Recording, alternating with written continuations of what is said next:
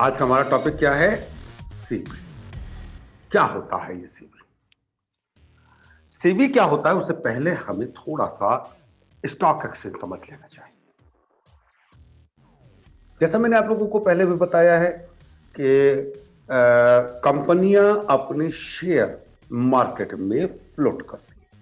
Float मतलब market में issue करती हैं और उन शेयर्स के बदले में लोग अपना पैसा इन्वेस्ट करते हैं, शेयर ले लेते हैं या डिवेंचर ले लेते हैं या एनी सॉर्ट ऑफ सिक्योरिटीज वो ले लेते हैं इन होप कि उनको उसके बदले में रिटर्न मिलेगा।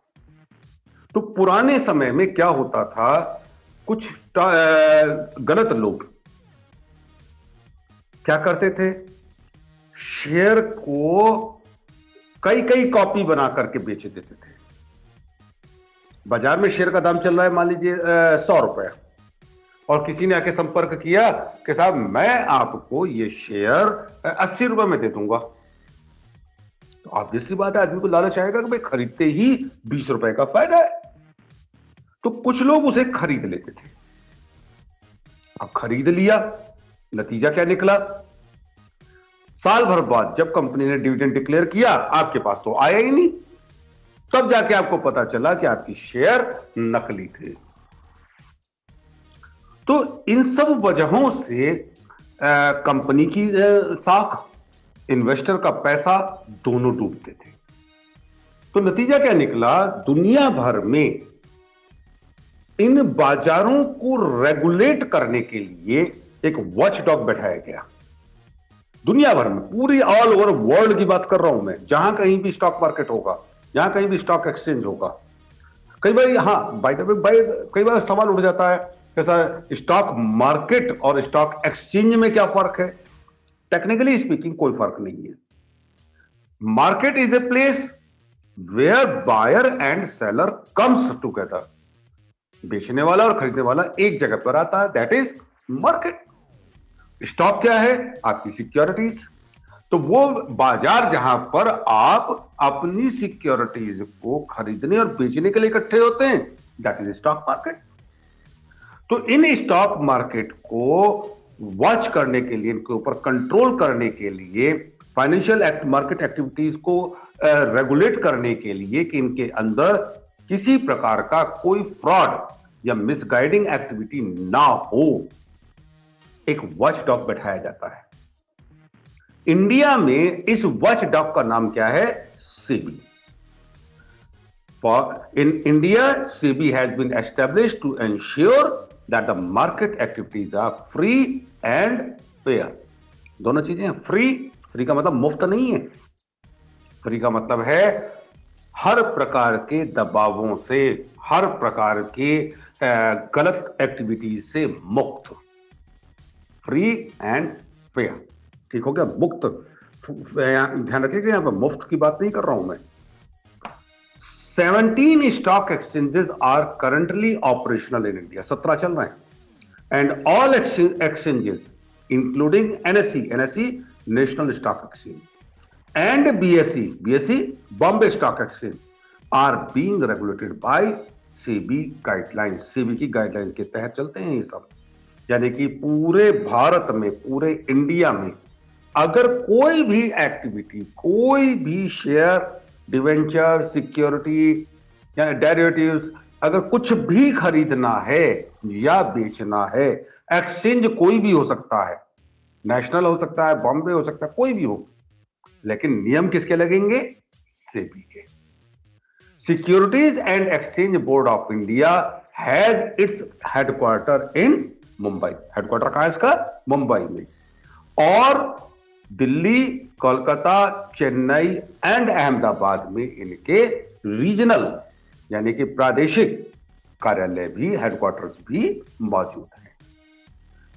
इन रीजनल ऑफिसेस के अलावा जयपुर, बेंगलोर, गुवाहाटी, भुवनेश्वर, कोची और चंडीगढ़, इन जगहों पर भी हमने अपने जो लोकल ऑफिसेस हैं वो खोले हुए हैं।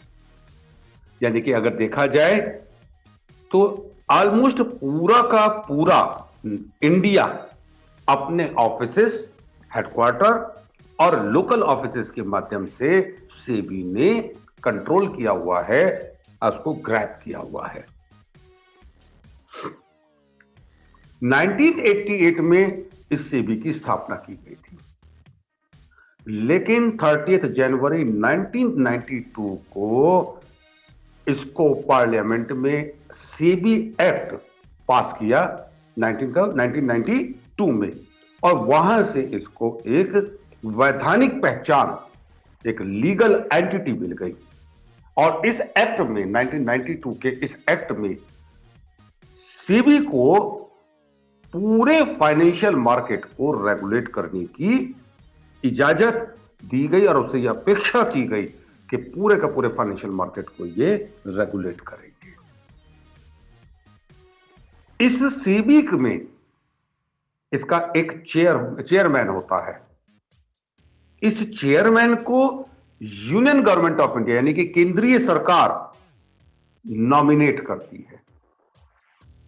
ये इसका स्ट्रक्चर है। कुल मिलाकर के 9 लोगों का बोर्ड होता है, इंक्लूडिंग चेयरमैन। यानी कि चेयरमैन को छोड़ दिया जाए तो उसके नीचे 8 लोग काम कर रहे होते हैं। 2 आदमी फाइनेंस मिनिस्ट्री नॉमिनेट करती है। यहां पर गौर से समझते रहिएगा। वित्त विभाग ने 2 लोगों को भेजा, 1 आदमी को केंद्रीय सरकार ने भेजा, 1 आदमी को आरबीआई ने भेजा। ये जो 4 आदमी हैं, कौन कौन से 4? 2 आदमी किसने? फाइनेंस मिनिस्ट्री ने, 1 आरबीआई ने और 1 जो चेयरमैन। ये 4 आदमी गवर्नमेंट की तरफ से नॉमिनेट होते हैं या गवर्नमेंट की बॉडीज की तरफ से नॉमिनेट होते हैं। इनके अलावा 5 मेंबर और होते हैं जिनको यूनियन गवर्नमेंट नॉमिनेट करती है, लेकिन ये स्थायी नहीं होते, बदलते रहते हैं। इनको समय समय पर गवर्नमेंट अपॉइंट करती रहती है और इनकी सेवाओं का लाभ लेती रहती है।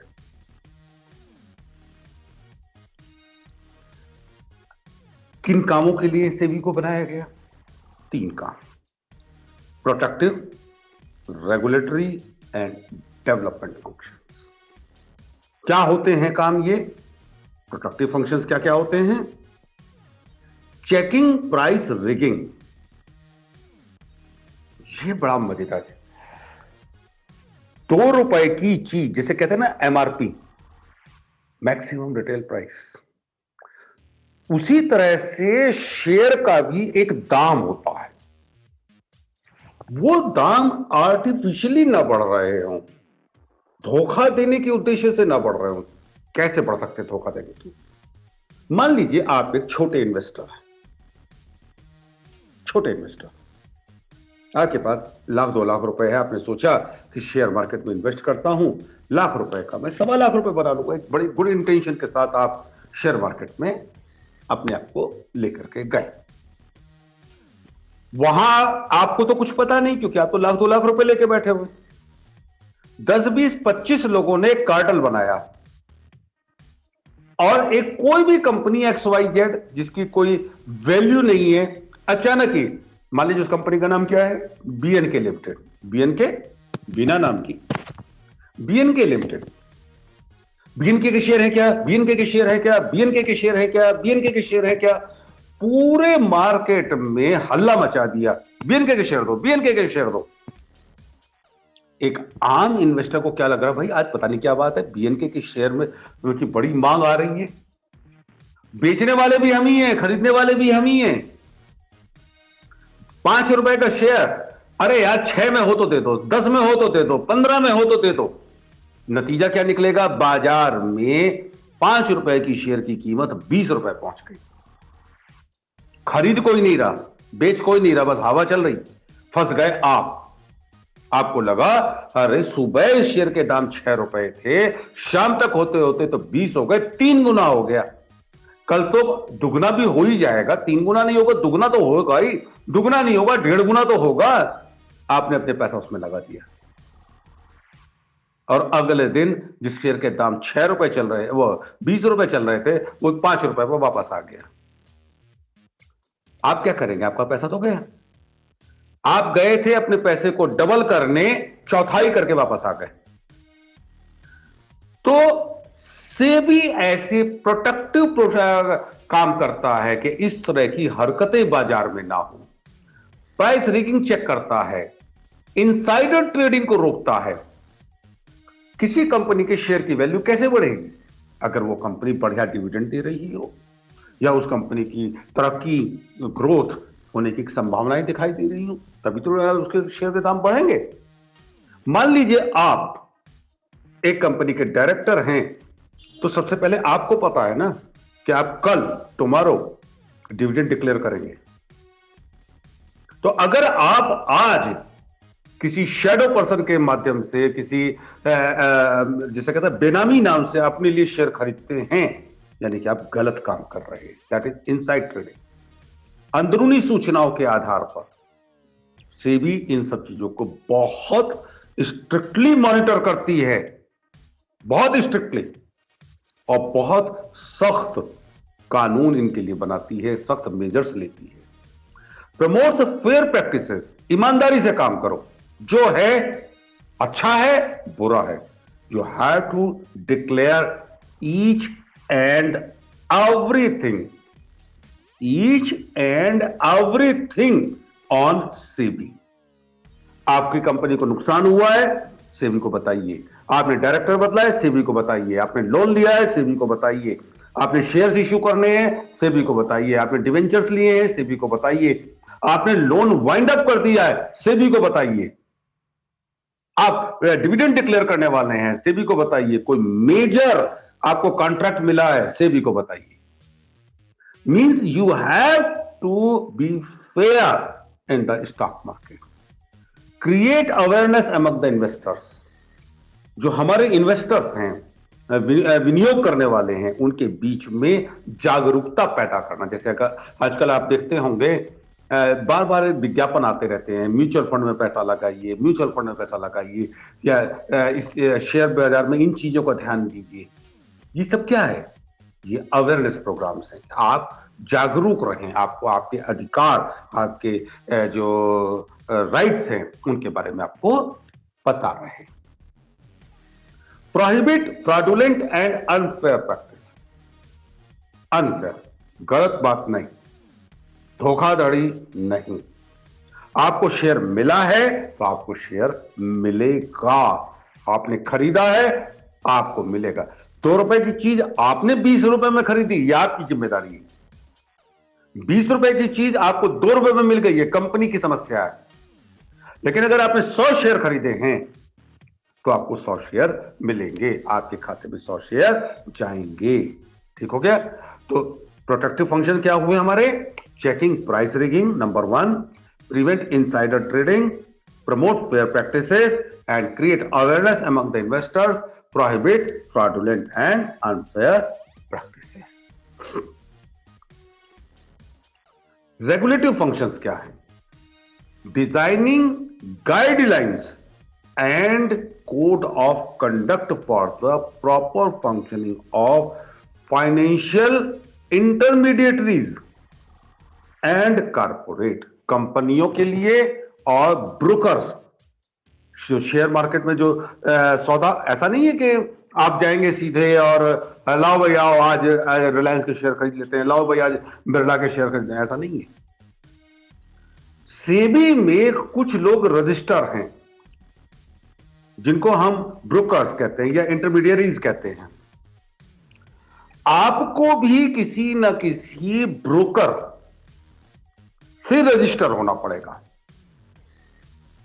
जिसको कहते हैं आप डीमैट अकाउंट। कोई बैंक, कोई आपका क्या नाम, संस्था, कोई कहीं ना कहीं किसी न किसी साथ आपको जुड़ना पड़ेगा, जो आपकी केवाईसी करके आपके बिहाफ पर मार्केट में शेयर खरीदेगा और ला करके आपको देगा। चढ़े, सब कुछ ध्यान रखिएगा, बीच में है जरूर, लेकिन पैसा डायरेक्ट आपके अकाउंट से कटेगा, पैसा डायरेक्ट आपके अकाउंट में आएगा।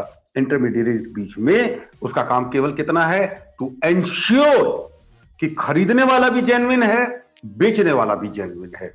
वो कैसे इंश्योर हो पाया, क्योंकि सेबी ने ये आदमी, ये कंपनियां, ये संस्थाएं, इनको पूरी तहकीकात करके जोड़ा और उनसे कहा अगर ये आदमी जो तुम्हारे माध्यम से खरीद रहा है ये फ्रॉडुलेंट निकलता है तो इसकी जिम्मेदारी तुम्हारी होगी, हमसे कोई मतलब नहीं, हम तो इसका पैसा इसको दे देंगे।